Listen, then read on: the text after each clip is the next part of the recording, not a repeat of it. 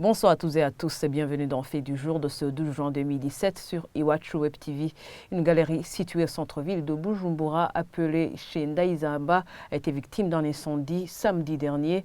Les commerçants qui ont des échoppes à cet endroit n'y avaient pas encore eu accès ce matin. Ils voulaient constater les dégâts causés par le feu et les bousculades, mais sans succès. Dorine Yongeko.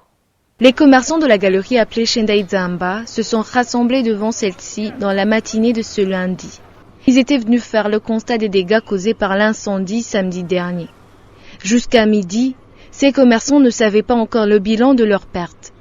Ils étaient nombreux à attendre que la porte leur soit ouverte. Certains d'entre eux ont tout perdu. Je travaillais dans cette galerie qui a pris feu. Je faisais de la couture. Les machines à coudre ont été endommagées, d'autres marchandises ont été aussi emportées par le feu. Il ne nous reste plus rien. On nous avait promis d'ouvrir à 9h, mais voilà, nous sommes à midi. Qu'on nous dise qu'ils vont ouvrir ou pas pour qu'on constate les dégâts. Qu'on ouvre pour qu'on répare ce qui pourrait l'être. Sinon, on rebrousse chemin, car on a vraiment tout perdu.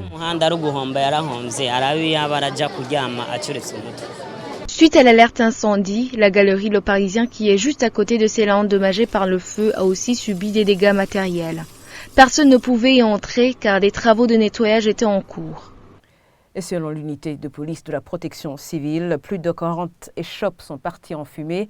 Le directeur général de cette unité, Antoine Nemako, précise que cet incendie serait dû à un court-circuit et il regrette que des cas pareils soient devenus nombreux. Il recommande à toute maison d'habitation d'avoir un extincteur pour limiter les dégâts en cas d'incendie. Je vous propose de le suivre.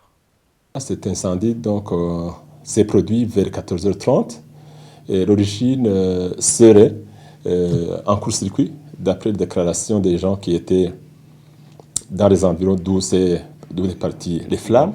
Comme bilan, des pertes, c'est encore en cours, mais on déplore donc une quarantaine d'échoppes qui a été touchées, 104 machines à coudre, beaucoup de marchandises, comme des costumes. Il y avait des magasins de costumes et de robes pour dames, donc on continue l'évaluation. On a constaté que souvent, l'origine du feu, l'origine de ces incendies, c'est les courts-circuits. Chacun, dans ce qu'il fait annuellement, il investit au moins sur le plan de la réduction des risques de catastrophe pour la lutte contre l'incendie, au moins que chacun dispose d'un extincteur. Cet incendie vient encore une fois soulever la question des commerçants qui ne font pas assurer leurs marchandises. Selon un responsable d'une société d'assurance, ces derniers ne s'en souviennent que quand des incidents pareils arrivent. Écoutez à ce propos le chargé de la cellule incendie et risques d'hiver à la Sokabou. C'est vraiment regrettable d'abord qu'il y ait un incendie. C'est une chose qui commence à se répéter ces années. Mais ce qui est déplorable, c'est que les gens n'ont pas encore intériorisé cette idée de faire assurer leurs marchandises. Ils ne comprennent qu'après coup, malheureusement. Nous lançons régulièrement un appel à ceux qui viennent souscrire aux assurances, qu'ils viennent nombreux. Bon, il y en a qui viennent lorsqu'ils ont contracté des crédits chez les banquiers. Mais l'idéal, c'est de venir, même si on a les fonds propres, il faut venir le faire assurer.